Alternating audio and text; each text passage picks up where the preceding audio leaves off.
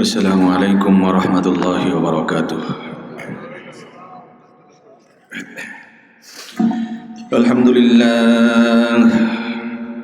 الحمد لله نحمده ونستعينه ونستغفره ونؤمن به ونتوكل عليه ونعوذ بالله من شرور أنفسنا ومن سيئات أعمالنا.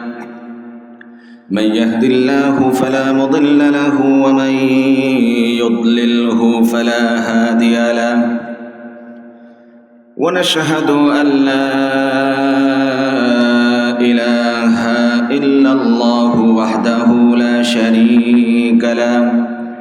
ونشهد أن سيدنا وحبيبنا ومولانا محمدا عبده ورسوله الذي أرسله بالحق بشيرا ونذيرا وداعيا إلى الله بإذنه وسراجا منيرا. أما بعد فقد قال الله تعالى في كلامه المجيد وفرقانه الحميد. أعوذ بالله من الشيطان الرجيم. بسم الله الرحمن الرحيم. إن الله وملائكته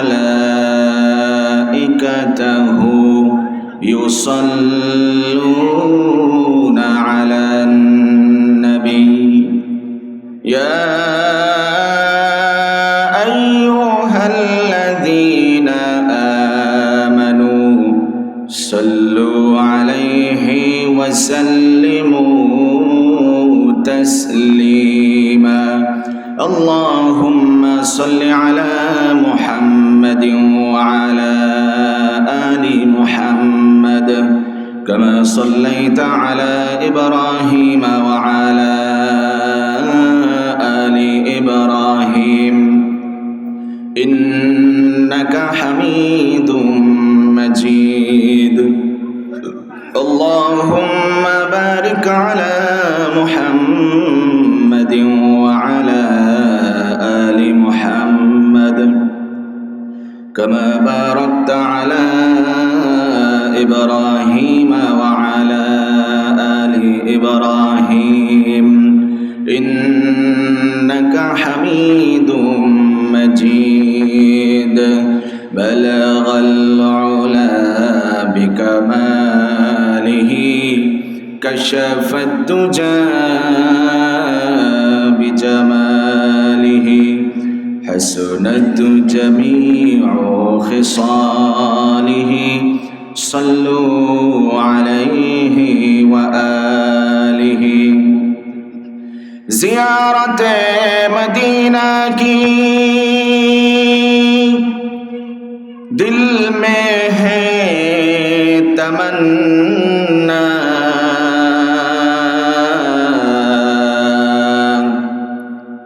زیارت مدینہ کی دل میں ہے تمنا. نہیں ہے میرے پاس سفر کا زمانہ. بلغ العلا بکمالہ كشف الدجى بجماله حسنت جميع خصاله. صلوا عليه وآله. مجھے کچھ ملے یا نہ ملے محمد ملے یعنی وہ शई जिसे अल्लाह मिले बलगल उला बिकमालिही कशफत दुजा बिजमालिही हसनत जमीउ खिसालिही सल्लु अलैहि व आलिहि। আলহামদুলিল্লাহ মুহাম্মাদিয়া দারুস সুন্নাহ মাদ্রাসা উদ্যোগে আয়োজিত বার্ষিক 37তম ওয়াজ মাহফিলের পরম শ্রদ্ধাভাজন সভাপতি শাইখুল হাদিস হযরত মাওলানা আব্দুর রব সাহেব দামাত বারাকাতুহুমুল আলিয়া মৌ মাদ্রাসার আজকের মাহফিলের প্রধান আলোচক, প্রধান বক্তা, বিশেষ আকর্ষণ এবং অন্যান্য নন্দিত ওলামায়ে কেরাম সকলের প্রতি ভালোবাসা নিবেদন করছি। আজকের মাহফিলে উপস্থিত দিনপ্রিয়, ইসলাম প্রিয়, ধর্মপ্রিয় তাওহীদি জনতা, আমার সামনে উপবিষ্ট তারুণ্যের উচ্ছ্বাস উদ্দীপনায় ভরপুর, অন্যায় ও বিচারের বিরুদ্ধে বলিষ্ঠ কণ্ঠস্বর কিশোর তরুণ যুবকেরা, পর্দার আড়ালে অবস্থানরতা আমার শ্রদ্ধেয়া সম্মানিতা মা ও বোনেরা, আমি শ্রেণী মোতাবেক সকলের প্রতি শ্রদ্ধা, ভালোবাসা এবং স্নেহ জ্ঞাপন করছি। সেই সাথে মহান রব্বুল আলামিনের দরবারে লাখো কোটি শুকুর ও সুজুদ নাজরানা হিসেবে নিবেদন করছি যে আল্লাহ রাব্বুল আলামিন আমাদেরকে অত্র জনপদ থেকে হাজার হাজার মানুষ থেকে নির্বাচিত করে, বাছাই করে, যাচাই করে, দয়া করে, মায়া করে, ভালোবেসে জান্নাতের এই সামিয়ানার নিচে আসার বসার তৌফিক দান করেছেন। আপনারা খুশি না নারাজ? আরো আওয়াজ করে শুনতে চাই যে আল্লাহ রাব্বুল আলামিন আমাদেরকে জান্নাতের সামিয়ানার নিচে আসার বসার সুযোগ করে দিয়েছেন।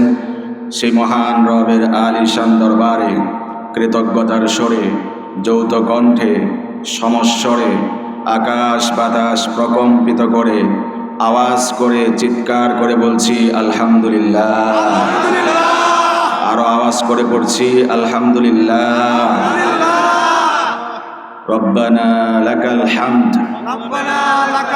হামদান কাসীরান তাইয়িবান মুবারাকান ফীহি ইয়া রাব্বি লাকাল হামদু কামা ইয়ানবাগি লিজালালি ওয়াজহিকা ওয়া লিআযীমি সুলতানিকা। নারায়ে তাকবীর, নারায়ে তাকবীর। আল্লাহু আকবার। আওয়াজ নাই আপনাদের? নারায়ে তাকবীর। আল্লাহু আকবার।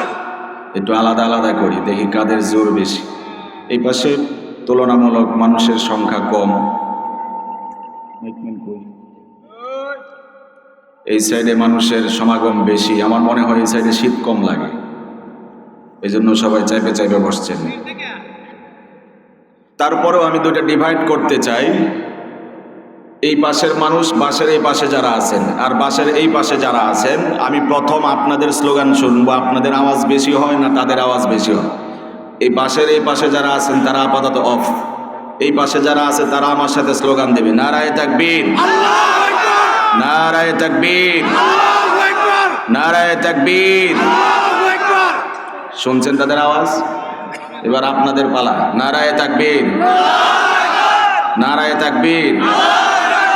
এখন আপনারা কোন পাশে বেশি আওয়াজ হয়েছে? না,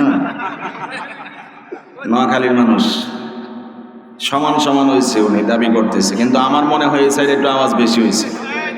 তার কারণ কি? মানুষ বেশি এই কারণে না এই পাশে সবাই শক্তিশালী বেশি? কেউ নাম্বার দিলাম না, যেহেতু আগেই বিচারক নাম্বার দিয়ে দিছে সমান সমান, আমি ওইটার পক্ষেই থাকলাম। এবার সবার যৌথ কণ্ঠে আওয়াজ শুনতে চাই নারায়ে তাকবীর। একেবারে আল্লাহ প্রদত্ত শরীরে যত এনার্জি আছে, শক্তি আছে, সমস্ত এনার্জি শক্তি ব্যয় করে উচ্চ কণ্ঠে গলার সমস্ত আওয়াজ ছেড়ে দিয়ে সকলে পড়ছি নারায়ে তাকবীর। আরো জোরে আওয়াজ হবে নারায়ে তাকবীর, লিল্লাহি তাকবীর। দিন ইসলাম, দিন ইসলাম, দিন ইসলাম, দিন ইসলাম। আল কোরআনের আলো, কোরআন সুন্নাহর আলো, নারায়ে তাকবীর। আজকে এত বড় প্যান্ডেল আপনাদের সামনে বিদ্যমান, এতক্ষণে উচিত ছিল পুরো মজলিসটা ভরপুর হয়ে যাওয়া, কথা বলেন।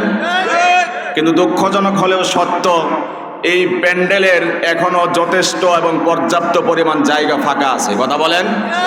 আজকে যদি এটা তাফসিরুল কোরআনের মাহফিলের আয়োজন না হতো, আজকে যদি গানের আয়োজন হতো, আজকে যদি নৃত্যের আয়োজন হতো, আজকে যদি এই স্রোতে ভরা অশ্লীল নৃত্যের কনসার্টের আয়োজন করা হতো, আজ যদি গান বাজনার আয়োজন করা হতো, মদের আয়োজন করা হতো, হলফ করে বলতে পারি এতক্ষণে শত শত হাজার মানুষের ভিড় পরিলক্ষিত হতো, কথা বলতে হবে ঠিক কিনা।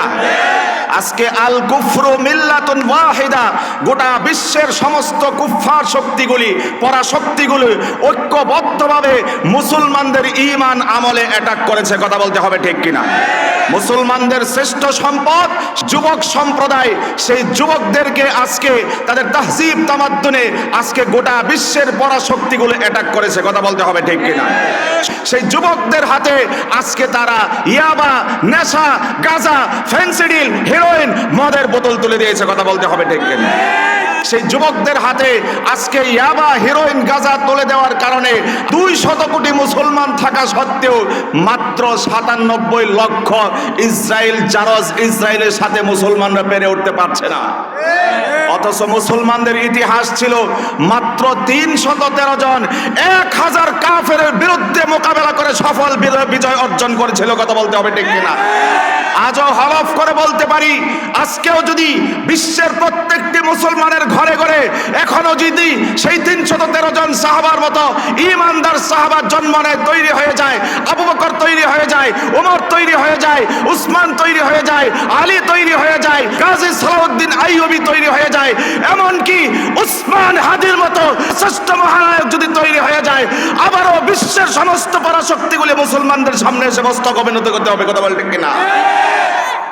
ঈমানের জোশ যদি থাকে, ঈমানি পাওয়ার যদি থাকে, মুসলমানের সন্তানরা যদি ইয়াবা ছেড়ে দিয়ে, গাঁজা ছেড়ে দিয়ে, ফেন্সিডিল ছেড়ে দিয়ে, হেরোইন ছেড়ে দিয়ে, মদের বোতল ছেড়ে দিয়ে আবারও যদি 313 জনের মতো উসমান হাদির মতো বজ্র কণ্ঠে রাজপথে এসে প্রতিবাদ করতে পারে, প্রতিবাদের অনলে গর্জন করতে পারে, আমরা মনে করি আবারও দ্বীন ইসলাম পুনরুজ্জীবিত হবে ইনশাআল্লাহ। আমাদের ইতিহাস ছিল সোনালী ইতিহাস।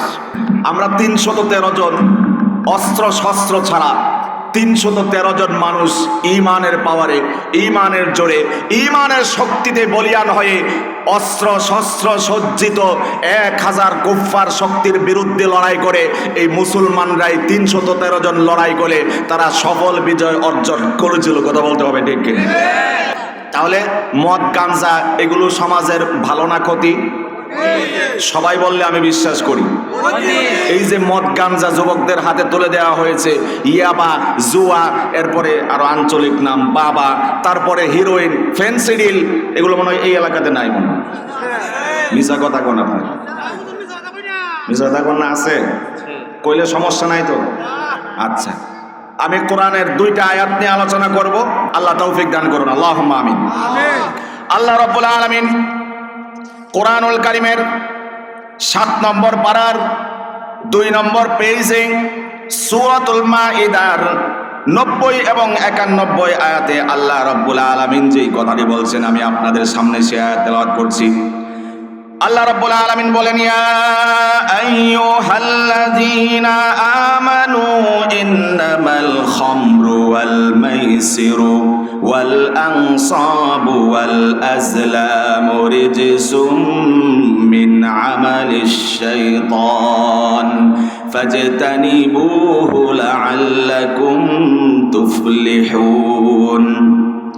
إنما يريد الشيطان أن يوقع بينكم العداوة والبغضاء في الخمر والميسر ويصدكم عن ذكر الله وعن الصلاة فهل أنتم মুনতাহুন। আল্লাহু আকবার। 7 নম্বর পারা। কত নম্বর পারা? 2 নম্বর পৃষ্ঠা। কত নম্বর পৃষ্ঠা? 2 নম্বর পৃষ্ঠা। এরপরে কোন সূরা পড়ছি? সূরা মাইদা। সূরা নামটা মনে রাখা যাবে? মাইদা। এই সূরার 90 এবং 91 নম্বর আয়াত তেলাওয়াত করছি। কত নম্বর আয়াত? সবাই বলে না। 90 আর 91 নম্বর আয়াত পড়ছে। সূরাটার নাম হচ্ছে সূরা মাইদা। কোন সূরা? সূরা মাইদার 90 এবং 91 আয়াত আপনাদের সামনে তেলাওয়াত করেছি। এই আয়াতের সরল অনুবাদ, ইয়া আইয়ুহাল্লাযীনা আমানু, হে ঈমানদারেরা, হে বিশ্বাসীরা, হে মুমিন মুমিনেরা, ইন্নামাল খামরু ওয়াল মাইসির ওয়াল আনসাবু ওয়াল আজলাম। আল্লাহ 4টা বিষয়ের কথা বলতেছেন। 1 নম্বর, ইন্নামাল খামার মদ, ওয়াল মাইসির জুয়া, ওয়াল আনসাবু প্রতিমা পূজা, ওয়াল আজলামু ভাগ্য নির্ণয়ক তীর, রিজিসুম মিন আমালিশ শাইতান। আল্লাহ 4টা জিনিসের কথা বলতেছেন এগুলো নাপাক এবং শয়তানের কাজ। এগুলো কি? শয়তানের কাজ এবং নাপাক। এর মধ্যে 4টা জিনিসের আমি 2টা বা 1টার পয়েন্ট নিয়ে আলোচনা করব, যেহেতু সময় সংকেত। শুধু মদের বিষয়টা নিয়ে আলোচনা করার চেষ্টা করবো। মা তাওফীক ইল্লা বিল্লাহ। তো এই 4টা কাজ থেকে আল্লাহ বলতেছেন ফাজতানিবুহু, এগুলো ছেড়ে দাও। আল ইজতিনাব আরবি একটা শব্দ। এই শব্দ থেকে ইজতানিব আদেশসূচক শব্দ, ছেড়ে দাও, পরিহার করো, পরিত্যাগ করো। আর এটা যদি অনেক মানুষকে আদেশ করা হয়, ইজতানিবুহু, যে কথাটা আল্লাহ এখানে বললেন, ঈমানদারেরা মদ, জুয়া, প্রতিমা পূজা, ভাগ্য নির্ণয়ক তীর, এগুলো ছেড়ে দাও। ফাজতানিবুহু, এই সব ছেড়ে দাও। কে বলছেন? আল্লাহ। এই আওয়াজ না, আপনাদের আরো বেশি আওয়াজ ছিল একটু আগে। কে বলছেন? আরো জোরে বলতে হবে। কেন ছাড়তে হবে? লাআল্লাকুম তুফলিহুন। এই 4 কাজ যদি তোমরা ছাড়তে পারো তাহলে লাআল্লাকুম, তোমরা তুফলিহুন, সফল কাম হবে এই জগতেও ওই জগতেও। সুবহানাল্লাহ বলেন। কেন এগুলো ছাড়তে হবে? আল্লাহ এক্সাম্পল দিয়ে বুঝাইতেছেন, উদাহরণ দিয়ে। ইন্নামা ইউরিদুশ শাইতান, কারণ শয়তান চায় আইয়ুকিআ বাইনাকুমুল আদাওয়াতা ওয়াল বাগদা ফিল খামরি ওয়াল মাইসির। এই মদ, জুয়া এগুলো দিয়া তোমাদের পারস্পরিক বিচ্ছেদ তৈরি করতে চায় শয়তান। কে তৈরি করতে চায়? শত্রুতা তৈরি করতে চায়, দুশ্মনী তৈরি করতে চায়, বিরোধিতা তৈরি করতে চায় শয়তান। ওয়ায়াসুদ্দাকুম আন যিকরিল্লাহ, এই মদ জুয়ার পাল্লায় যারা পড়ছে এরা আল্লাহর জিকির থেকে মাহরুম হয়েছে। কথা বলেন। এদেরকে আল্লাহর জিকির থেকেও বিরত রাখে মদ জুয়া। ও আনিস সালাহ, গাঁজাখোর মদখোরকে নামাজও পড়তে দেওয়া হয় না। তার এই যে মদ, গাঁজা, নেশাগ্রস্ত হওয়ার কারণে সে নামাজও পড়তে পারে না। কথা বলেন। ফাহাল আনতুম মুনতাহুন, আল্লাহ বলতেছেন এরপরে তোমরা কি ছাড়বা না এগুলা? এত কিছু বললেন আল্লাহ, প্রথম 4টা কাজের কথা বললেন, এরপরে বললেন যে 1 নাম্বার এগুলো নাজিস, নাপাক। তারপরে বললেন আমালিশ শাইতান, শয়তানের কাজ। এরপরে বললেন ছাইরা দাও। কেন ছাড়বেন? দুনিয়া আখিরাতে সফলতা। আর কি সমস্যা? ইন্নামা ইউরিদুশ শাইতানু আইয়ুকিআ বাইনাকুমুল আদাওয়া, কারণ এগুলো করলে, মদ জুয়ার মধ্যে আসক্ত থাকলে পারস্পরিক বন্ধুত্ব সৃষ্টি হয় না শত্রুতা সৃষ্টি হয়? তো আল্লাহ রাব্বুল আলামিন এত ভালোবাসেন আপনাকে আমাকে।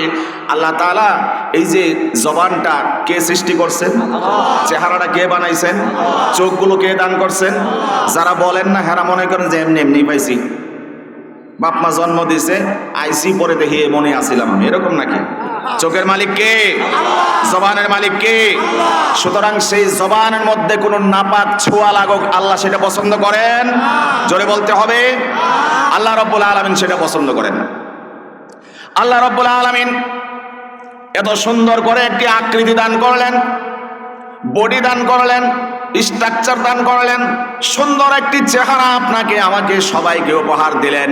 আল্লাহ রাব্বুল আলামিন চোখ যেমন নিজে সৃষ্টি করেছেন, আল্লাহ রাব্বুল আলামিন কানকে যেমন সৃষ্টি করেছেন, আল্লাহ রাব্বুল আলামিন নাক যেমন সৃষ্টি করেছেন, আল্লাহ রাব্বুল আলামিন ঠিক তেমনি ভাবে জবানকেও সৃষ্টি করেছেন, মুখকেও সৃষ্টি করেছেন। কথা বলতে হবে ঠিক কিনা? আল্লাহ রাব্বুল আলামিন জবান সৃষ্টি করেছেন, সেই জবান দিয়ে হালাল হারাম সব কিছুই খাওয়া যায়, সব কিছুই পান করা যায়। আবার এই জবান দিয়ে ভালো কথা মন্দ কথা সব কথাই বলা যায়। কথা বলতে হবে ঠিক কিনা?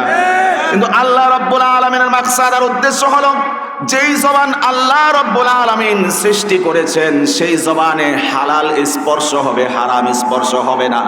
যেই জবানের মধ্যে আল্লাহ রাব্বুল আলামিন নিজে কারিগর হয়ে সৃষ্টি করেছেন সেই জবান দিয়ে ভালো কথা বের হবে, খারাপ কথা বের হওয়া যাবে না। যেই জবান আল্লাহ রাব্বুল আলামিন তো চমৎকার করে ফিটিং করেছেন, সেটিং করেছেন, সেই আল্লাহ রাব্বুল আলামিন জবানের মধ্যে কোনো নাপাক না লাগুক সেটাই আল্লাহ তাআলার কাম্য। এক্সাম্পল হিসাবে শুনুন, মাতৃগর্ভে আমরা এমব্রিয়ে আসি নাই, বাবা মার সিক্রেট রিলেশনশিপের মাধ্যমে, স্বামী স্ত্রীর সিক্রেট রিলেশনশিপের মাধ্যমে আপনি আমি আমাদের মায়ের অন্ধকার প্রকোষ্ঠে মাতৃগর্ভে এসেছিলাম। সেখানে আপনার আমার হাত ছিল, চোখ ছিল, কপাল ছিল, মাথা ছিল, সব কিছুই ছিল, মুখটাও ছিল। কথা বলতে হবে ঠিক কিনা? মুখ ছিল, খাবারের প্রয়োজন ছিল। কথা বলতে হবে ঠিক কিনা? সেই জবান দিয়ে খাবারেরও প্রয়োজন ছিল, যেই জবান আল্লাহ খাবারের জন্য সৃষ্টি করেছেন। কিন্তু সেখানে আল্লাহ রাব্বুল আলামিন জবান দিয়ে আমাদেরকে রিজিকের সরবরাহ করার নাই। আল্লাহ রাব্বুল আলামিন কুদরতি ভাবে 9 থেকে 10 মাস পর্যন্ত মায়ের অন্ধকার প্রকোষ্ঠে রিজিক সরবরাহ করেছেন। চিল্লায় বলেন সুবহানাল্লাহ।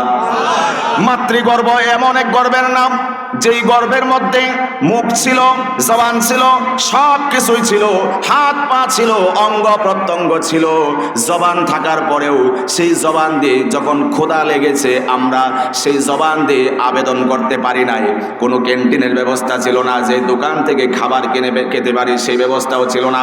ব্যক্তিবর্গ, গার্ডিয়ান, অভিভাবক ছিল না, যার কাছে ক্ষুধা লাগার পরে আমি কামনা করতে পারি, চাইতে পারি, এমন কোনো ব্যক্তিবর্গও ছিল না। আমার কাছে কোনো টাকা পয়সাও ছিল না।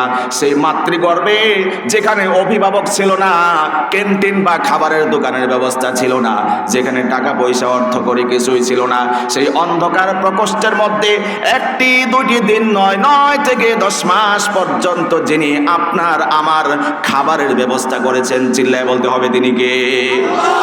আল্লাহ রাব্বুল আলামিন কত দয়া করেছেন, কত মায়া করেছেন লক্ষ্য করে শুনুন।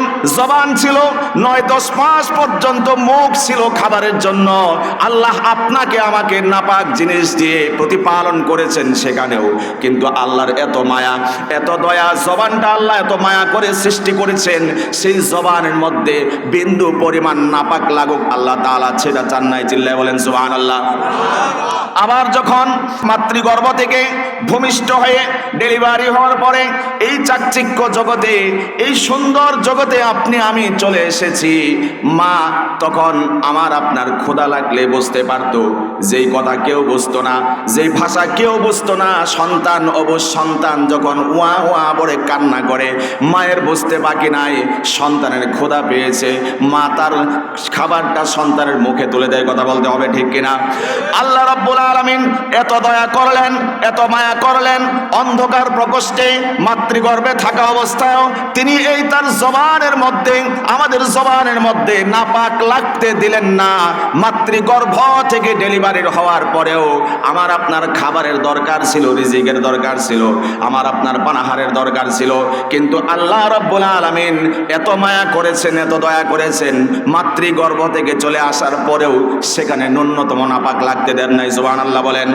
আপনার আমার কচি মুখে খাবার দেওয়ার জন্য আল্লাহ রাব্বুল আলামিন পৃথিবীর সবচেয়ে উৎকৃষ্ট, সবচেয়ে দামি, সবচেয়ে নিরাপদ, সবচেয়ে নিরেট, সবচেয়ে নির্ভেজাল, সবচেয়ে নিখুঁত, সবচেয়ে স্বাধীন এবং সবচেয়ে প্রোটিনযুক্ত, সবচেয়ে ভিটামিনযুক্ত, সবচেয়ে স্বাস্থ্যসম্মত এমন এক পদার্থ, তরল পদার্থের ব্যবস্থা করে দিলেন মায়ের বুক থেকে। আল্লাহ রাব্বুল আলামিন সবচেয়ে পবিত্র পানীয় ব্যবস্থা করেছেন, তারপরেও আমার আপনার এই কচি জবানের মধ্যে বিন্দু পরিমাণ নাপাক লাগতে দেন নাই। চিল্লায় বলেন সুবহানাল্লাহ। আবার যখন বড় হয়ে গেলাম, বন্ধু বান্ধবের পাল্লায় পড়ে গেলাম, প্রাপ্তবয়স্ক হয়ে গেলাম, এবার আমি সেই রবকে তো ভুলে গেলাম। বন্ধু দেখতে পেলাম সিগারেট টানে, বন্ধুর পাল্লায় পড়ে আর এক বন্ধু সিগারেট পানে অভ্যস্ত হয়ে যায়। বাস্তবতা আছে না নাই? আবার দেখা যায় অমুক বন্ধু অমুক উৎসবে গিয়ে নেশা করে, অমুক উৎসবে গিয়ে গাঁজা সেবন করে, অমুক উৎসবে গিয়ে ইয়াবা সেবন করে, অমুক উৎসবে গিয়ে হেরোইন সেবন করে, অমুক উৎসবে গিয়ে মদ সেবন করে। বন্ধুর পাল্লায় পড়ে অপর বন্ধু আর ভালো থাকতে পারে না, কারণ প্রবাদ বাক্য রয়েছে, সৎ সঙ্গে স্বর্গে বাস, অসৎ সঙ্গে সর্বনাশ। এই যে সর্বনাশা বন্ধুর পাল্লায় পড়ে, এবার ভালো বন্ধুটাও, ভালো বাবার ভালো মায়ের সন্তানটাও নষ্ট হয়ে যায়। সমাজে বাস্তবতা আছে না নাই? আল্লাহর হাবিব সাল্লাল্লাহু আলাইহি ওয়াসাল্লাম ওই যুবককে, ওই কিশোরকে, ওই তরুণকে, ওই মদখোরকে উদ্দেশ্য করে বলেন, ফামান শারিবাহা লাম তুকবাল সালাতুহু 40 ইয়াওমান। কেউ যদি মদের বোতলে একবার চুমুক দেয়, আল্লাহ রাব্বুল আলামিন 40 দিন পর্যন্ত তার সিজদা কবুল করেন না। জোরে বলেন নাউজুবিল্লাহ। মদ কি পাক না? না পাক। আল্লাহ না বললো রিজিসুন, এটা খাইবা না, পান করবা না, সেবন করবা না, কারণ এটা কি? সবার থেকে শুনতে চাই, নাপাক এটা। এবার মাসালা আপনাদের থেকে জিজ্ঞেস করি, আমি জানি সবাই পারবেন। শরীরের মধ্যে যদি পেশাব লাগে তাহলে নামাজ হবে? কারণ পেশাব পাক না নাপাক? পায়খানা পাক না নাপাক? যদি শরীরে লাগে নামাজ হবে? কাপড়ে লাগলে নামাজ হবে? জায় নামাজে লাগলে নামাজ হবে? সিজদার জায়গা লাগলে নামাজ হবে? নামাজের দাঁড়ানোর জায়গা লাগলে নামাজ হবে? পেশাব পায়খানা নাপাক হওয়ার কারণে শরীরে লাগলে এবং কাপড়ে লাগলে, জায় নামাজে লাগলে, নামাজের জায়গায় লাগলে যেমন ভাবে নামাজ হয় না, ঠিক তেমনি ভাবে নাপাক যদি পেটের ভিতরে চলে যায়, মদ নামের নাপাক যদি পেটের ভিতরে চলে যায়, আল্লাহর হাবিব বলেছেন 40 দিন পর্যন্ত তার সিজদা কবুল হবে না। নাউজুবিল্লাহ। এবার যদি কেউ হতাশ হয়ে যায়, যুবকেরা বা যারা এই জাতীয় কাজে অভ্যস্ত রয়েছে, যদি হতাশ হয়ে যায়, আহারে ভুল করেছি, বড় সর্বনাশা কাজ করেছি, 40 দিন পর্যন্ত নাকি সিজদা কবুল হবে না, বলেছেন রাসূলুল্লাহ সাল্লাল্লাহু আলাইহি ওয়াসাল্লাম। নবীজি হাদিসের পরবর্তী অংশে বললেন, মদ সেবন করার পরে, মদের বোতলে চুমুক দেওয়ার পরে কেউ যদি তওবা করতে পারে, আল্লাহ রাব্বুল আলামিন তার গুনাহ মাফ করে দিয়ে তওবা কবুল করে নেবেন।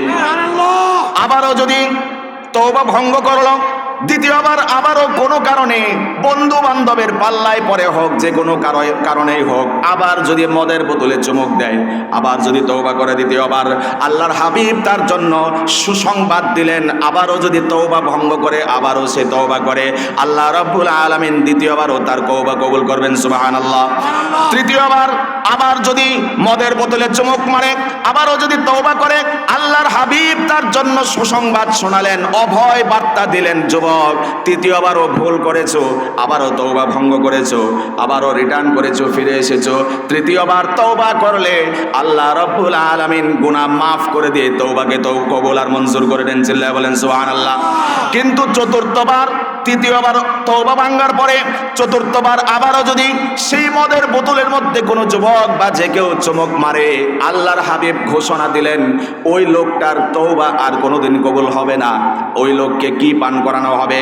বলা হয়েছে ওই লোককে নাহরুল খাবাল থেকে পান করানো হবে। জিজ্ঞাসা করা হলো, ইয়া আব্দুর রহমান, ও আবু আব্দুর রহমান, নাহরুল খাবাল কোন জিনিস যেটা চতুর্থবার তওবা ভঙ্গ করার পরে তাকে জাহান্নাম থেকে খাওয়ানো হবে? নাহরুল খাবালটা কোন জিনিস?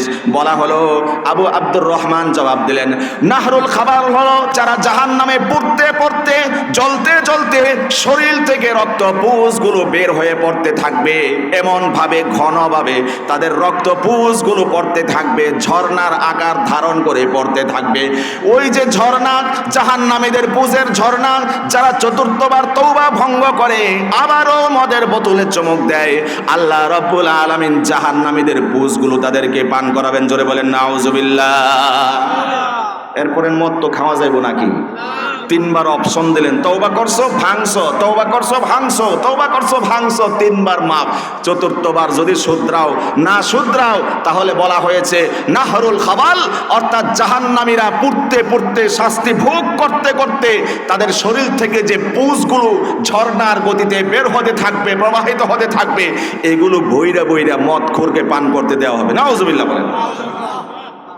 আল্লাহর হাবিব সাল্লাল্লাহু আলাইহি ওয়াসাল্লাম জীবনে বড় নির্যাতিত হয়েছেন, বড় লাঞ্ছিত হয়েছেন, অপমানিত হয়েছেন। এত কিছু হওয়ার পরেও তিনি মানুষকে অভিশাপ দিলেন না, কাফের মুশরিকদেরকে অভিশাপ দিলেন না, লানত দিলেন না। কিন্তু মদ এমন এক জিনিস, এমন এক জঘন্য জিনিসের নাম, আল্লাহর হাবিব সাল্লাল্লাহু আলাইহি ওয়াসাল্লাম মদের সাথে রিলেটিভ, মদের সাথে সম্পৃক্ত সংশ্লিষ্ট 10 প্রকারের ব্যক্তিকে, 10 প্রকারের প্রতিষ্ঠানকে আল্লাহর হাবিব সাল্লাল্লাহু আলাইহি ওয়াসাল্লাম লানত করেছেন। নাউজুবিল্লাহ বলেন। জেনে থাকার কথা, আপনাদের সকলের জানার কথা, আল্লাহর হাবিব সাল্লাল্লাহু আলাইহি ওয়াসাল্লাম ছোট্টবেলায় মাতৃগর্ভ থাকা অবস্থায় তিনি তার জন্মদাতা বাবাকে হারিয়েছেন। জন্মের কিছুদিন পরে মাও চলে গেলেন, দাদার হাতে লালিত পালিত হচ্ছিলেন, দাদাও চলে গেলেন। অবশেষে তিনি চাচা আবু তালেবের হাতে তিনি লালিত পালিত হচ্ছিলেন। একটা সময়ে এমন হয়ে গেল, আবু তালেবও চলে গেল, যিনি রাজপথে হুজুর সাল্লাল্লাহু আলাইহি ওয়াসাল্লামকে সাহস যোগাতেন, সেই আবু তালেব, চাচা আবু তালেব দুনিয়া ছেড়ে চলে গেলেন। ঘর থেকে যিনি উৎসাহ আর উদ্দীপনা যোগাতেন, প্রাণের স্ত্রী খাদিজাতুল কুবরা রাদিয়াল্লাহু তাআলা আনহা, তারও বিদায় হয়ে গেল। আল্লাহর ডাকে সাড়া দিয়ে তিনি চলে গেলেন। আল্লাহ রাব্বুল আলামিন হুজুর সাল্লাল্লাহু আলাইহি ওয়াসাল্লামকে এমন এক পরীক্ষার উত্তীর্ণ করলেন, এমন এক পরীক্ষার মধ্যে নিমজ্জিত করলেন, হুজুর সাল্লাল্লাহু আলাইহি ওয়াসাল্লাম সব হারিয়ে এবার বেচাইন হয়ে গেলেন। আহারে, এতদিন পর্যন্ত চাচা আবু তালেব আমাকে দাওয়াত ও তাবলীগের কাজে লিড দিয়েছিল, এখন বুঝি আমার পায়ের নিচে আর মাটি নাই। হুজুরের অবস্থা এমনটা যেন হয়ে গেল। হুজুর সাল্লাল্লাহু আলাইহি ওয়াসাল্লাম 10 বছর পর্যন্ত মক্কা নগরীতে দাওয়াত দেওয়ার পরে গুটি কয়েক মানুষ ইসলামের সুশীতল ছায়াতলে প্রবেশ করলো। চাচা চলে গেলেন এবং ঘর থেকে যিনি উৎসাহ উদ্দীপনা যোগাতেন, খাদিজাতুল কুবরা, তিনিও চলে গেলেন। হুজুর সাল্লাল্লাহু আলাইহি ওয়াসাল্লাম শোকাহত হলেন, মর্মাহত হলেন, ব্যথিত হলেন। তিনি এবার চিন্তা করলেন, মক্কায় দাওয়াত দেওয়ার মতো আর পরিবেশ নাই, যাই চলে যায় তায়েফ প্রান্তরে, সেখানকার মানুষগুলো শিক্ষিত, বড় শিক্ষিত মানুষ। হুজুর চিন্তা করলেন, তায়েফের প্রান্তরে গিয়ে শিক্ষিত মহলের কাছে কোরআন সুন্নাহর দাওয়াত যদি আমি প্রেজেন্ট করতে পারি, আশা করা যায় ওখানকার মানুষগুলো ইসলামের দাওয়াতকে কবুল করবে। এই আশা নিয়ে, এই ভরসা নিয়ে আল্লাহর হাবিব সাল্লাল্লাহু আলাইহি ওয়াসাল্লাম পালক পুত্র যায়েদ ইবনে হারেসাকে সাথে করে নিয়ে মক্কা থেকে প্রায় 90 কিলোমিটারের বেশি রাস্তা পাড়ি দিয়ে তায়েফ গমন করেছেন। সুবহানাল্লাহ বলেন। তায়েফে গিয়ে সাকিব গোত্রের কাছে প্রথম তিনি দাওয়াত প্রেজেন্ট করলেন, ইসলামের সুমহান বার্তা তুলে ধরলেন। তায়েফের প্রান্তরে গিয়ে সাকিব গোত্রে গিয়ে, সেই গোত্রের 3 ভাই ছিল, তারা বড় শিক্ষিত ছিল, মাতবর টাইপের লোক ছিল, তাদের কাছে ইসলামের দাওয়াত প্রেজেন্ট করলেন। তারা হুজুরের দাওয়াতকে কবুল করলো না। দাওয়াত তো কবুল করলোই না, কেউ কেউ কটূক্তি করে বলল, আল্লাহর বুঝি আর কাম নাই, তোমার মতো মুহাম্মদকে নবী বানাইছে। নাউজুবিল্লাহ বলেন। আবার কেউ কেউ জবাব দিল, আমি তোমার পক্ষও নেব না, তোমার বিপক্ষেও যাব না, কারণ পক্ষ নিলেও বিপদ আছে, বিপক্ষে গেলেও বিপদ আছে। সে বলল, আমি তোমার কোনোটাতেই থাকবো না। হুজুর সাল্লাল্লাহু আলাইহি ওয়াসাল্লাম অপদস্থ হলেন, লাঞ্ছিত হলেন, অপমানিত হলেন, কিন্তু তারপরেও তার আত্মমর্যাদার কথা চিন্তা করে তাদের কাছে রিকোয়েস্ট করলেন, ও আমার বন্ধুরা, তায়েফের বন্ধুরা, তোমরা আমাকে যা করেছো করেছো, যা বলেছো বলেছো, তোমাদের কাছে দরখাস্ত হলো, তোমাদের কাছে আবেদন হলো, এই আচরণের কথা আমার কুরাইশ গোত্রের মানুষের কাছে বলে বেড়াবা না। কারণ তাদের কাছে যদি বলা হয় হুজুর সাল্লাল্লাহু আলাইহি ওয়াসাল্লামের সাথে এই জাতীয় আচরণ করা হয়েছে, হুজুর সাল্লাল্লাহু আলাইহি ওয়াসাল্লামের আত্মমর্যাদায় লাগবে। যার কারণে তাদেরকে রিকোয়েস্ট করা হলো, যা করেছো করেছো, মেহেরবানি করেন আমার গোত্রীয় ব্যক্তিদের কাছে এই আচরণের কথা বলবা না। এই আচরণের কথা না বলার জন্য হুজুর সাল্লাল্লাহু আলাইহি ওয়াসাল্লাম রিকোয়েস্ট করলেন। আল্লাহর হাবিব সাল্লাল্লাহু আলাইহি ওয়াসাল্লাম এই কথা বলতে বলতে তায়েফের পথ ধরে ধরে তিনি চলে আসতে চাইলেন, কিন্তু না না না না, তারা হুজুরের কোনো নিবেদন গ্রহণ করলো না। দুষ্ট সন্ত্রাসী ছেলেদেরকে, বখাটে ছেলেদেরকে রাস্তার দুই পাশ দিয়ে দাঁড় করিয়ে দিল। আল্লাহর হাবিব সাল্লাল্লাহু আলাইহি ওয়াসাল্লাম যায়েদ ইবনে হারেসাকে নিয়ে সামনের দিকে অগ্রসর হতে চান, কিন্তু কোনো রকমে পারছিলেন না। রাস্তার দুই পাশ দিয়ে হাজার হাজার বখাটে যুবক, সন্ত্রাসী যুবকেরা পাথর হাতে নিয়ে দাঁড়িয়ে গেল।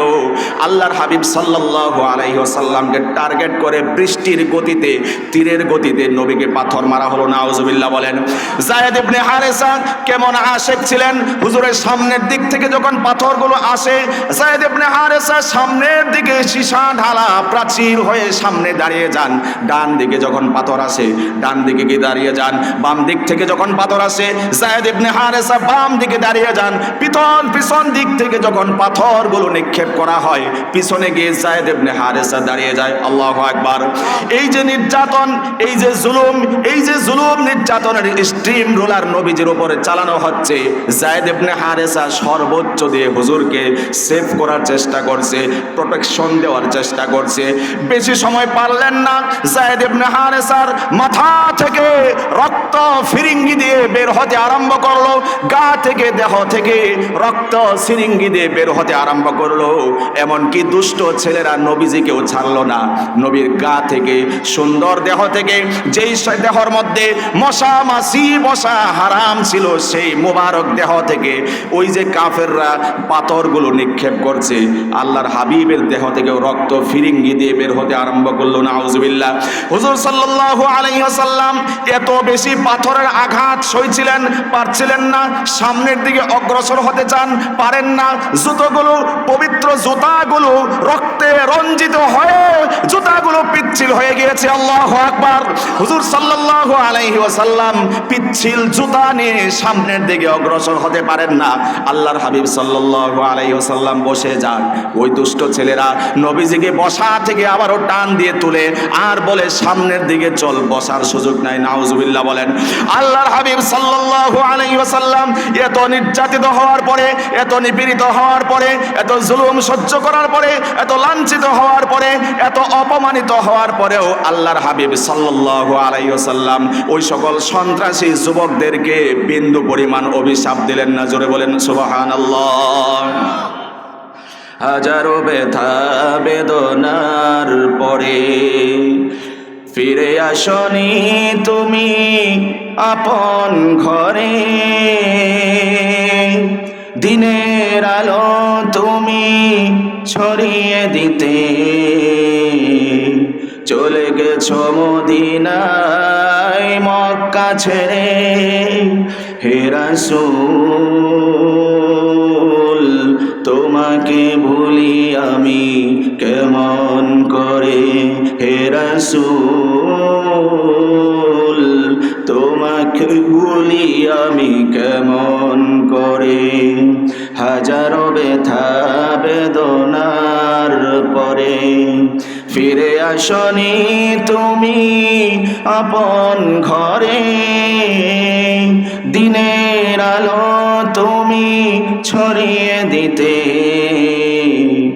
চলে গেছো মদিনায় মক্কা ছেড়ে। হে রাসূল তোমাকে ভুলি আমি কেমন করে, হে রাসূল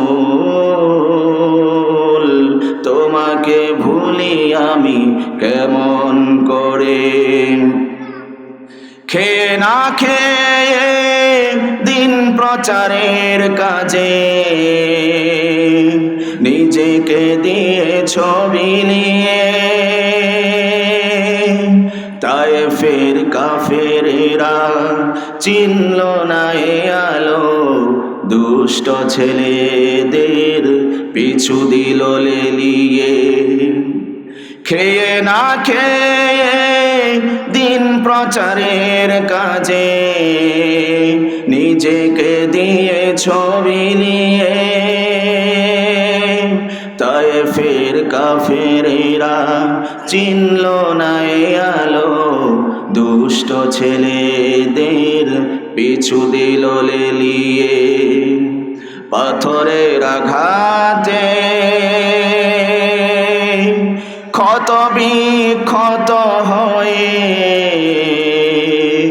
সারা শরীর থেকে রক্ত ঝরে। হে রাসূল তোমাকে ভুলি আমি কেমন করে। হে রাসূল তোমাকে ভুলি আমি কেমন করে। হাজারো ব্যথা বেদনার পরে ফিরে আসনি তুমি আপন ঘরে। দিনের আলো তুমি ছড়িয়ে দিতে চলে গেছো মদিনায় মক্কা ছেড়ে। হে রাসূল তোমাকে ভুলি আমি কেমন করে। হে রাসূল তোমাকে ভুলি আমি কেমন করে। হে রাসূল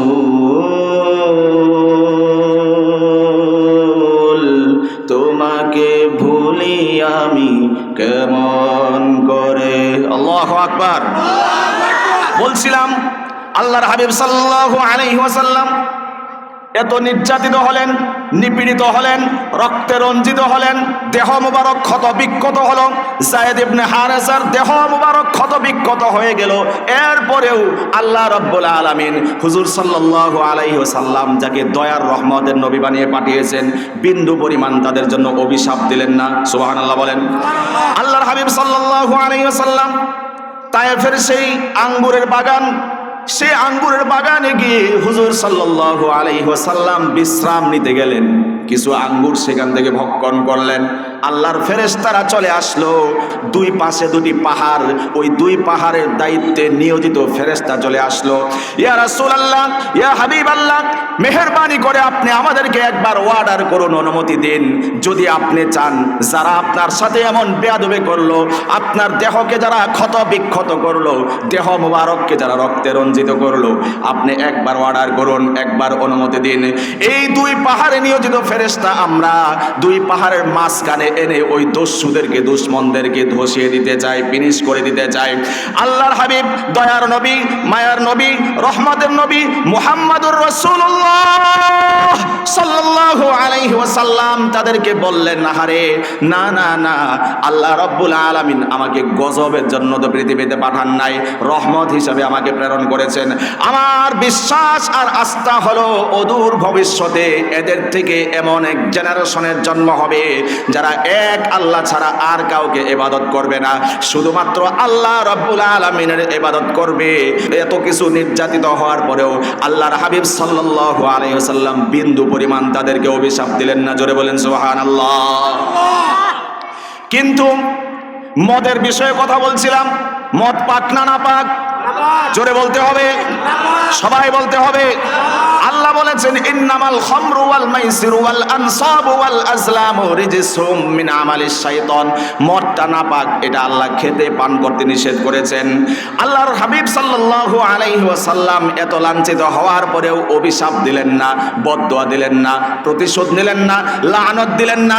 কিন্তু মদের ব্যাপারে আল্লাহর হাবিব সাল্লাল্লাহু আলাইহি ওয়াসাল্লাম ঘোষণা দিয়েছেন, মদ এমন এক জিনিস, লাআনা রাসূলুল্লাহ সাল্লাল্লাহু আলাইহি ওয়াসাল্লাম ফিল খামরি আশারাতান, মদের সাথে রিলেটিভ, মদের সাথে সম্পৃক্ত, মদের সাথে সংশ্লিষ্ট 10 প্রকারের ব্যক্তিকে, 10 প্রকারের কোম্পানিকে আল্লাহর হাবিব সাল্লাল্লাহু আলাইহি ওয়াসাল্লাম লানত দিয়েছেন। নাউজুবিল্লাহ। 10 প্রকার বলবো? সবাই তো নারাজ দেয়া যায়। 10টা কয়া যাবো না নামে যাবো? ওই যে 10 মিনিট টাইম দিয়েছে, 10 মিনিট পড়তে পারবেন আপনারা? হ্যাঁ, 10 মিনিট বইতে পারবেন ইনশাআল্লাহ। যে কথা বলতেছিলাম, 10 প্রকারের ব্যক্তি যারা মদের সাথে রিলেটিভ, এরকম 10 ব্যক্তিকে হুজুর লানত করেছেন। নাউজুবিল্লাহ বলেন। 1 নাম্বার হচ্ছে আসিরহা, যেই কোম্পানি, যেই লোকগুলা মদ বানায়, এদেরকে হুজুর সাল্লাল্লাহু আলাইহি সাল্লাম লানত করেছেন। 2 নাম্বার মুআতাসিরাহা, যার জন্য, যেই কোম্পানির জন্য, যেই দোকানের জন্য মদ বানানো হইতেছে, ওই দোকানদারদের জন্য, ওই কোম্পানির জন্য হুজুর সাল্লাল্লাহু আলাইহি সাল্লাম অভিশাপ করেছেন, লানত করেছেন, অভিশাপ দিয়েছেন।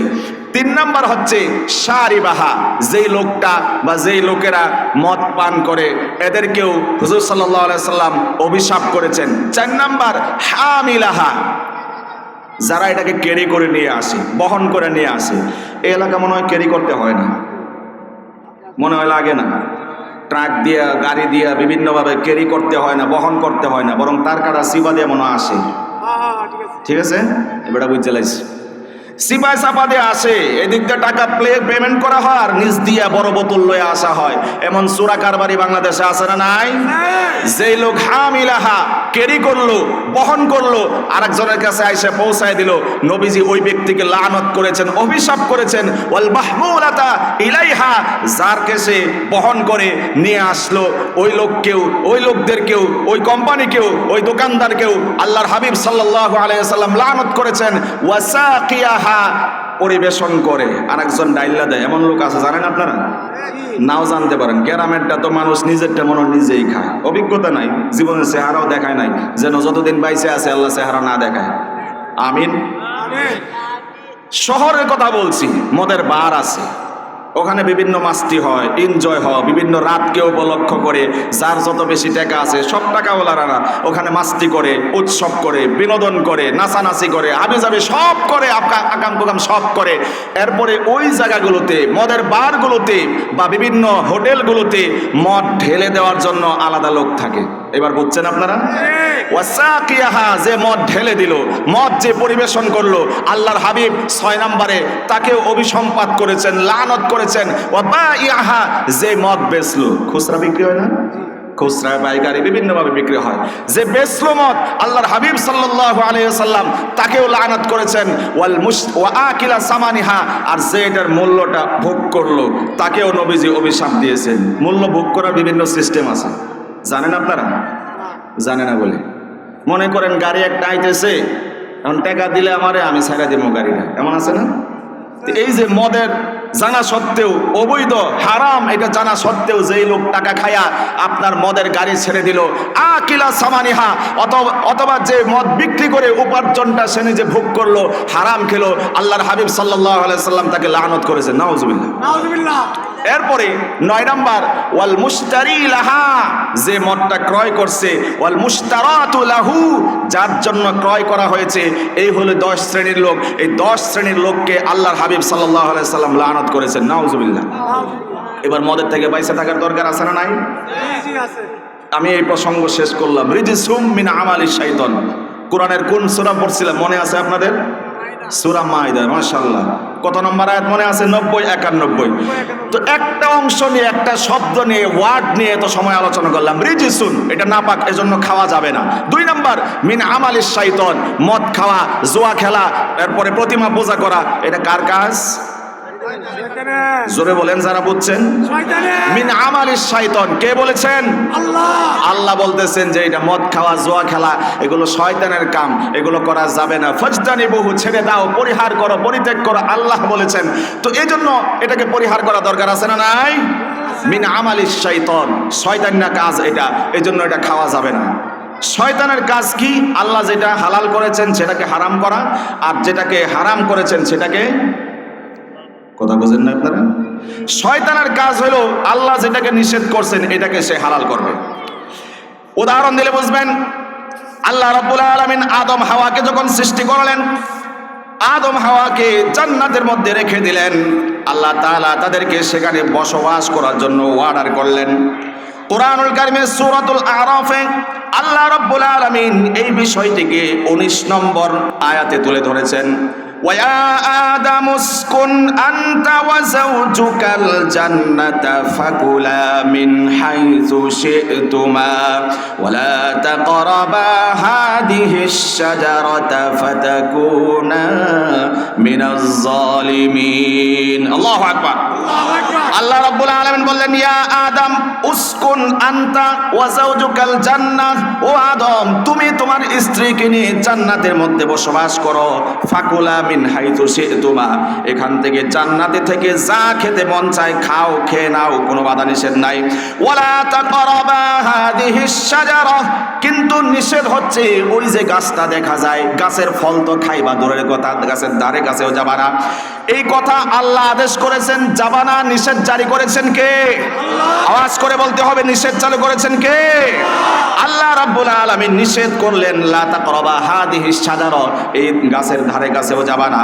কিন্তু শয়তান বলল ফাওয়াসওয়াসা লাহুমাশ শাইতানু লিয়ুবদিয়া লাহুমা মা বুরিয়া আনহুমা মিন সাওআতিহিমা ইলা আখিরিল আয়া।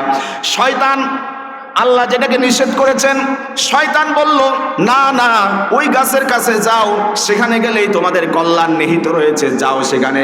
ওই যে আল্লাহ অর্ডার করলেন যাইও না, এই নিষেধটা ভুলাই দিছে।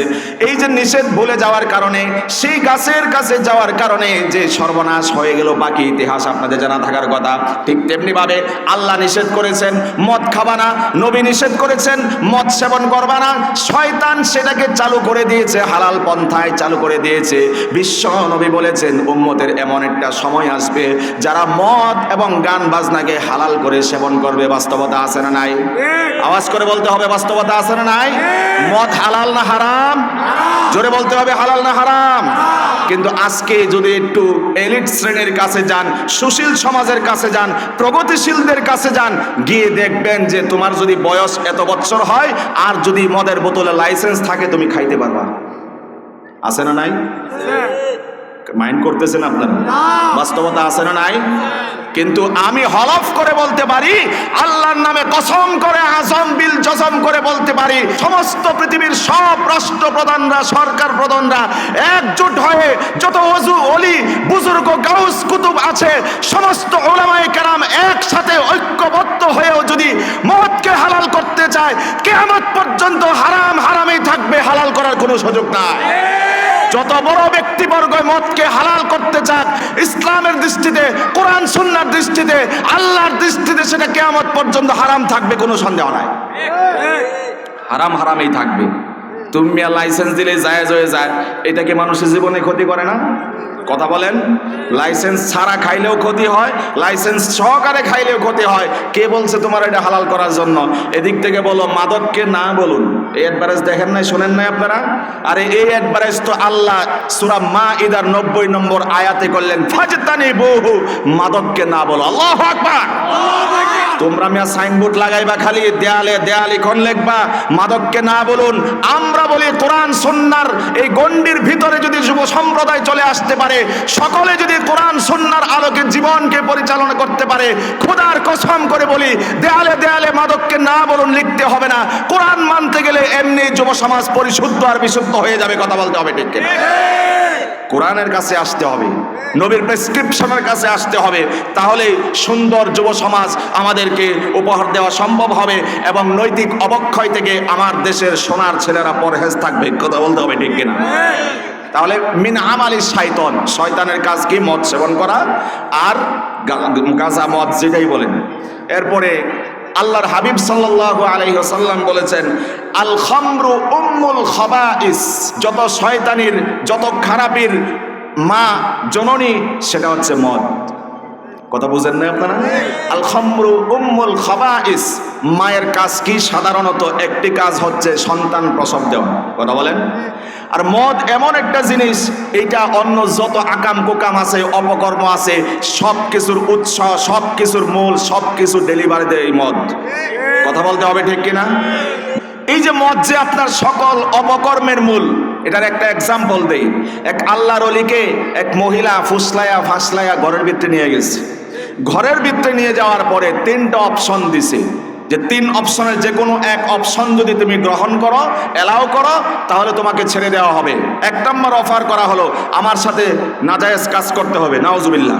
2 নম্বর, আমার এই কোলের বাচ্চাটা, শিশু বাচ্চাটাকে হত্যা করতে হবে, নাউজুবিল্লাহ। 3 নম্বর, মদের বোতল দিলাম, পান করো। কোনটা করবা? যেটা যে কোনো একটা করবা, তোমার ছেড়ে দেওয়া হবে। নিরপেক্ষভাবে বলেন, আপনি কোনটা করতেন? কোনটাই না, হেবেটা করছে একটা, উপায় নাই তো, বের হইতে হইব, বাঁচতে হবে। চিন্তা করলো জিনা করা মস্ত বড় অপরাধ, চিন্তা করলো সন্তান মাসুম বাচ্চাটাকে হত্যা করা মস্ত বড় অপরাধ, চিন্তা করলো তুলনামূলক 3টার মধ্যে মদটা মনে হয় একটু কম আছে, এটা মানির টান, যা আছে আমার কপালে তাই হবে। মদের বোতলে টান দিয়েছে, মাতাল হয়েছে, মাতাল হওয়ার পরে, উন্মাদ হওয়ার পরে মহিলার সাথে জিনা করলো, জিনা করার পরে ওই শিশু বাচ্চাটাকে হত্যা করলো, নাউজুবিল্লাহ। আল খামরু উম্মুল খাবাইস, এই মাতলামি, মদ, এগুলো যে সব অপকর্মের মূল, এটার এক্সাম্পল। বেটা মদ খাইলো, নেশাগ্রস্ত হইলো, জিনাও করলো, বাচ্চাকেও হত্যা করলো, তাহলে সমস্ত অপকর্মের মূল কোন জিনিস? মদ। এখন কইবেন শয়তান তো বুঝে যে এই মদের ওয়াজ আমি আর কইরা পারবো না, কারণ মোল্লা মুন্সিরা, আল্লাহ, নবী যেমনে মদের বিরুদ্ধে যুদ্ধ করে গেছে, এগুলা কইরা আমি পারবো না। এর বিকল্প কিছু বের করতে হবে, যেটার নাম হবে ইয়াবা, যেটার নাম হবে গাঁজা, যেটার নাম হবে ফেন্সিডিল, যেটার নাম হবে হেরোইন, যেটার নাম হবে পলিথিনে কি জানি খায়, কমন পড়ছে, একজনে পারে, অ্যালার্ট লোক, ডেন্ডি খুর। আল্লাহর হাবিব সাল্লাল্লাহু আলাইহি ওয়াসাল্লাম বলেছেন, উম্মতের এমন একটা সময় চলে আসবে, তারা মদের নাম পরিবর্তন করে দিবে। বাস্তবতা আছে না নাই? নবীজি 1450 বছর আগে বলে গিয়ে দিয়েছেন, ইনফর্ম করে গিয়েছেন, উম্মতের এমন একটা সময় চলে আসবে, মদের নাম পরিবর্তন করবে। আজকে আমরা দেখতে পাই মদের নাম পরিবর্তন হয়ে নেশা জাতীয় অনেক জিনিস বের হয়েছে। নাম দেওয়া হয়েছে গাঁজা, নাম দেওয়া হয়েছে ইয়াবা, নাম দেওয়া হয়েছে ফেন্সিডিল, নাম দেওয়া হয়েছে হেরোইন, নাম দেওয়া হয়েছে ডেন্ডি। বাস্তবতা আছে না নাই? আমি কোরআন থেকে সূরা মাইদা 2টা আয়াত নিয়েছিলাম। কত নম্বর আয়াত? 90-91 সূরা মাইদা। আল্লাহ রাব্বুল আলামিন যে এখানে যে কথাগুলো বললেন, ফাজতানিবুহু, মাদককে না বলো, নেশাগ্রস্তকে না বলো, আপনি যেই নামেই দেন না কেন, আল্লাহ দেখতেছে না? মদ পরিবর্তন করে, মদের বোতল ফালাইয়া দিয়া অন্য যত নেশাগ্রস্ত জিনিস বাজারে এসছে আসবে, সব কিছুর অবস্থা একটাই। নবীও বলে গিয়েছেন, মূলনীতি কুল্লু মুস্কিরিন হারামুন, যেই জিনিস তোমার ভিতরে মাতলামি আনে, নেশা তৈরি করে, সব কিছুই হারাম, হারাম কিয়ামত পর্যন্ত হারাম থাকবে। হুজুর সাল্লাল্লাহু আলাইহি সাল্লাম বলে গিয়েছে। এবার আসুন, যে যেটাই খায়, কেউ ওপেনলি খায়, আমার মনে হয় না এটি ওপেনলি খায়, সিপাই সাপাই খায়, ওখানে আল্লাহ তো দেখে না, মনে হয় আল্লাহ দেখে? ফেরেশতারা দেখে? আল্লাহ রাব্বুল আলামিন কোরআনুল কারীমে বলছেন, ইয়াউমাইযিন তুহাদ্দিসু আখবারাহা বিআন্না রাব্বাকা আওহা লাহা।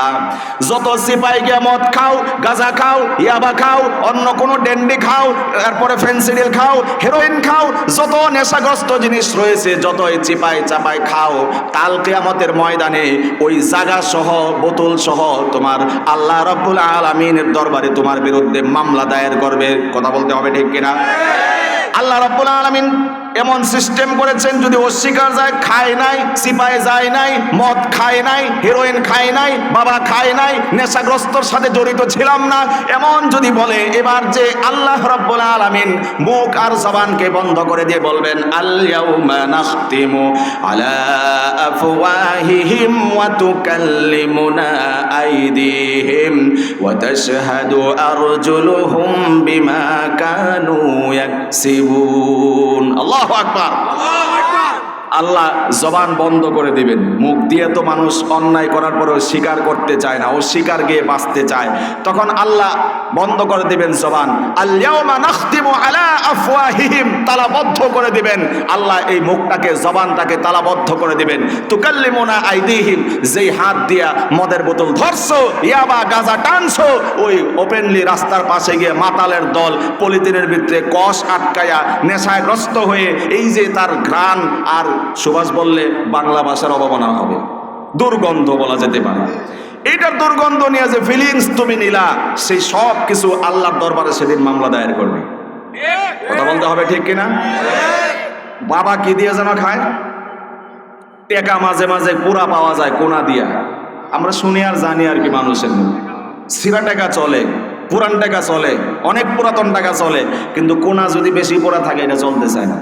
অভিশাপ, রাসূল অভিশাপ দিয়ে গেছেন। এটাও একটা এমন এক অভিশাপ, 10 টাকার কোনা বইরা তুমি খাইছো, টানছো, বাবা খাইছো, এই 10 টাকার নোট কাল কিয়ামতের ময়দানে আল্লাহর দরবারে তোমার বিরুদ্ধে মামলা দায়ের করবে।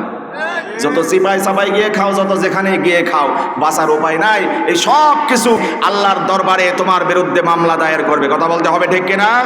অতএব গাঞ্জা, মদ, ইয়াবা, বাবা, ফেন্সিডিল, আরো যা যা নেশাগ্রস্ত জিনিস আছে সেগুলো ফাজতানিবুহু, পরিহার করার দরকার আছে না নাই? শেষ করছি, ইন্নামা ইউরিদুশ শাইতান লাআল্লাকুম তুফলিহুন। যদি ছাড়তে পারেন দুনিয়াতেও আপনি সাকসেস, আখিরাতেও সাকসেস। সুবহানাল্লাহ। ওইটা আপনার দিকে আর গেলাম না, শর্ট করে বললাম। ইন্নামা ইউরিদুশ শাইতান, শয়তান যে একজন আরেকজনের মধ্যে দুশ্মনী তৈরি করে, ফিল খামরি ওয়াল মাইসিরি, জুয়ার কারণে আর নেশার কারণে, মদ জুয়ার কারণে মানুষের মধ্যে শত্রুতা তৈরি হয় না, বন্ধুত্ব তৈরি হয়, শত্রুতা তৈরি হয়। আল্লাহ রাব্বুল আলামিন বললেন এটা খাইবা না কেন? কারণ শয়তান তোমাদেরকে এগুলোর মধ্যে নিমজ্জিত রেখে চায় পারস্পরিক দ্বন্দ্ব তৈরি করতে, পারস্পরিক শত্রুতা তৈরি করতে। বাস্তবতা আছে না নাই?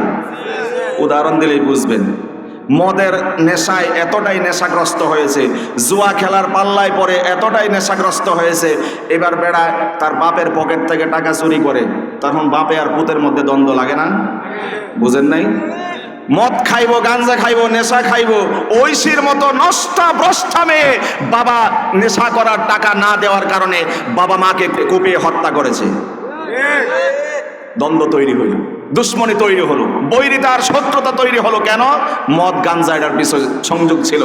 এরপরে আরেকটু উদাহরণ দিলে বুঝবেন। বউয়ের কাছে গিয়ে যৌতুকের টেক আছে, জুয়া খেলতে খেলতে হারতে হারতে এতটাই অবস্থা নাজেহাল হয়েছে, পকেটে টাকা নাই, ঋণ করে আমার টাকা পায় না, বাপের কাছে টাকা পায় না, মার কাছে টাকা পায় না, যার কারণে মার সাথে সন্তানের দ্বন্দ্ব, বাবার সাথে সন্তানের দ্বন্দ্ব। এবার বউয়ের কাছে যায়, জিনিসপাতি যা আছে বাজারে বেচা থুইয়া আমি জুয়া খেলাম। আছে না নাই? এরপরে জিনিসপাতি বেড়ে দিছে, অসহায়, কি করব, 3টার মা, এখন আর যাইতেও পারে না, যাওয়ার উপায় নাই। এখন চিন্তা করে যে দিলাম, বেচলো সব কিছু। দ্বন্দ্ব তৈরি হলো স্বামীর সাথে আস্তে আস্তে। এবার বলে যৌতুকের টাকা আন বাপের বাড়িতে। কথা বলেন। একটা সময় ছিল এমন, যৌতুকের টাকার জন্য মহিলাদের গায়ে, মা বোনদের গায়ে এক সময় জুলুম, নির্যাতন আর টর্চার করা হতো। তো জুয়াখোর, বাবাখোর, নেশাখোর, হেরোইনখোর এবার বউ রেখে চাপ দেয়, যৌতুকের টাকা আন বাড়ির থেকে, না এলে খবর আছে তো।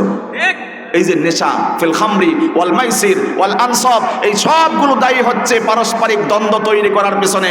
আল্লাহ বলছেন ইউরিদুশ শাইতান আইয়ুকিআ বাইনাকুমুল আদাওয়া ওয়াল বাগদা ফিল খামরি ওয়াল মাইসির ওয়া ইয়াসুদ্দাকুম আন যিকরিল্লাহ ওয়া আনিস সালাহ। যে বেটা মদ খায়, যে বেটা জুয়ায় ব্যস্ত থাকে, হে বেটা আল্লাহ জিকির করার টাইম পায় নাকি? মাতালে আবার জিকির করবো কোন সময়? ও তো যাইতে থাকে, পড়ছে সামনে একটা খাম্বা, ওই সর, রাস্তা খালি কর, এমন করছে মানুষ পড়ছে, তো সেন্স নাই। মদখোর, যে নেশাখোর যারা, খাম্বারে মনে করে যে মানুষ খাড়ায় রয়েছে, এমন তার অবস্থা। এই অংশ বাদ দিলাম। আনিস সালাহ, নামাজেও যাইতে দেয় না। কথা বলেন। মাতাল মসজিদে যায় নাকি? আল্লাহ তো নিষেধ করছে, লা তাকরাবুস সালাহ, মসজিদের কাছে যাওয়া।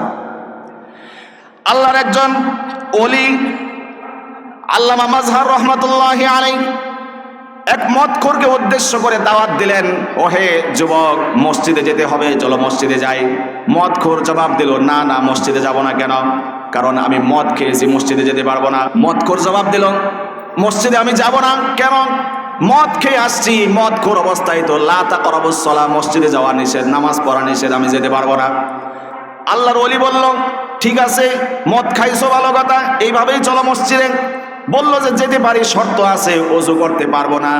আল্লাহর বান্দা জবাব দিল, চলে যাও, আমার সাথে চলো, ওযু লাগবে না, মসজিদ পর্যন্ত চলো, আল্লাহর ঘরেই তো যাবা, আমার সাথে মসজিদে চলো। মদখোর বলে, এবার ঠিক আছে, আজকে যাব না, কালকে যাব। এই কথা বলে আল্লাহর ওলিকে স্বীকারোক্তি নিল। আল্লাহর ওলি বলল, ঠিক আছে, আগামী কালকে যাবা, তুমি প্রস্তুত থাকবা, আমি মসজিদে অপেক্ষা করব। রাত চলে গেল, রাত শেষ হয়ে আসলো।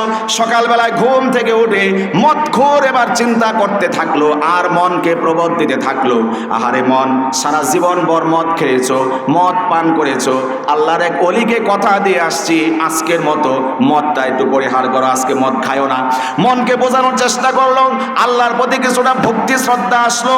সময় যত সামনে অগ্রসর হয়, পরিপাটি হয়ে সুন্দর জামা পরে গোসল করে পাক পবিত্র হয়ে নিজের মনকে বোঝাতে চায়। মসজিদে যাওয়ার আগে আল্লাহ তাআলার কাছে মনে মনে তওবা করে, আল্লাহ, সারা জীবন ভর তো অন্যায় করেছি, মদ খেয়েছি, নেশাগ্রস্ত ছিলাম, তোমার এক ওলি আমাকে দাওয়াত দিয়েছে, মসজিদে যাওয়ার জন্য দাওয়াত দিয়েছে, তোমার কাছে মনে মনে তওবা করছি, আমাকে তুমি মাফ করে দাও। সুবহানাল্লাহ বলেন। মসজিদ পর্যন্ত চলে গেল, যোহরের ওয়াক্ত চলে আসলো। মসজিদে গিয়ে দেখি আল্লাহর সেই বান্দা আল্লামা মাজহার রহমাতুল্লাহি আলাইহি সিজদায় পড়ে পড়ে কান্না করে। সুবহানাল্লাহ বলেন। আল্লাহর বান্দা মদখোর সে মসজিদের ভিতরে প্রবেশ করে বলে, ও আল্লাহর বান্দা, আপনি আমাকে ইনভাইট করেছিলেন মসজিদে আসার জন্য, আপনাকে জবান দিয়েছিলাম, আজকে মসজিদে চলে এসেছি, আপনি বলেছিলেন মসজিদে আসার জন্য, এসেছি। আল্লাহর বান্দাকে উদ্দেশ্য করে মদখোর বলল, কান্না করতেছেন কারণটা কি? আল্লাহর বান্দা জবাব দিল, তোমার জন্যই তো কান্না করতেছি। আল্লাহু আকবার। কেন কান্না করছেন? আহারে, আমি নিজেকে বড় লজ্জিত অনুভব করছি, অনুতপ্ত অনুভব করছি। কারণ হচ্ছে, নাপাক একজন মানুষ মদখোরকে আমি দাওয়াত করেছি মসজিদে পবিত্র জায়গা আসার জন্য, আমার আল্লাহ নাকি আমার উপরে নারাজ হয়ে যায়। আহারে, তোমার মতো একজন নাপাক ব্যক্তিকে আমি মসজিদে দাওয়াত করেছি আর আল্লাহর কাছে তওবা করে বেড়াচ্ছি, আল্লাহ, তোমার বান্দাকে তো ভালো কাজের প্রতি আমি ইনভাইট করেছি, আল্লাহ তুমি আমার মাফ করে দাও। এই কথাগুলো শোনা করে, এই আহাজারি শোনার পরে মদখোর সেই আল্লামা মাজহার রহমাতুল্লাহি আলাইহির হাতটা ধরে বলে, আল্লাহর ওলি, আল্লাহর বান্দা, বাড়ি থেকে ওযু গোসল করে শরীরকে পাক পবিত্র করে মসজিদে এসেছি, আপনার হাতটা বাড়িয়ে দেন, আপনার হাত ছুঁয়ে আজকে তওবা করলাম, জিন্দেগিতে আর কোনোদিন মদ ধরে দেখবো না। চিল্লায় বলেন সুবহানাল্লাহ। জীবন পরিবর্তন হয়ে গেল মুহূর্তের মধ্যে। আল্লাহর ওলি দাওয়াত দিলেন, মদ ছেড়ে দাও, বলে যে আমার শরীর পাক নাই। এমন দাওয়াত তবলিগের মানুষ যখন দাওয়াত দেয়, কিছু মানুষ বলে কাপড় পাক নাই, প্যান্ট না পাক। বাস্তবতা আছে না নাই? কোন মুসলমানের সন্তানের পোশাক নাপাক থাকতে পারে? নাপাক থাকতে পারে না। শেষ করে দিলাম, ওই আল্লাহর বান্দা, আল্লাহর এই মদখোর বান্দাকে দাওয়াত করলেন, মসজিদে গেল, পরের দিন ঠিকই পাক পবিত্র হয়ে গেল আর আল্লাহর ওলির হাতে হাত রাখলেন আর বললেন যে, এতদিন পর্যন্ত নেশাগ্রস্ত ছিলাম, আজ পবিত্র নিয়ত নিয়ে পবিত্র হয়ে শরীর পাক করে কাপড় পাক করে মসজিদে এসেছি, আর আপনার হাতটা বাড়িয়ে দেন, জীবনের মতো তওবা করছি, আর কোনোদিন মদ পান করব না। সুবহানাল্লাহ। আল্লাহ বললেন, ফাহাল আনতুম মুনতাহুন, তোমরা কি নেশাগ্রস্ত জগৎ থেকে রিটার্ন করবা না, প্রত্যাবর্তন করবা না? আল্লাহ আমার দেশের সোনার ছেলেদেরকে মাদকাসক্ত যারা রয়েছে সব মাদক ছেড়ে দিয়ে এক আল্লাহর কোরআনের রজ্জু আঁকড়ে ধরার তৌফিক দান করুন। আল্লাহুম্মা আমিন। রাসূলুল্লাহ সাল্লাল্লাহু আলাইহি ওয়াসাল্লামের সুন্নাহ মোতাবেক জীবনকে পরিচালনা করার তৌফিক দান করুন। আল্লাহুম্মা আমিন। ওয়া আখিরু দাওয়ানা আলহামদুলিল্লাহি রাব্বিল আলামিন।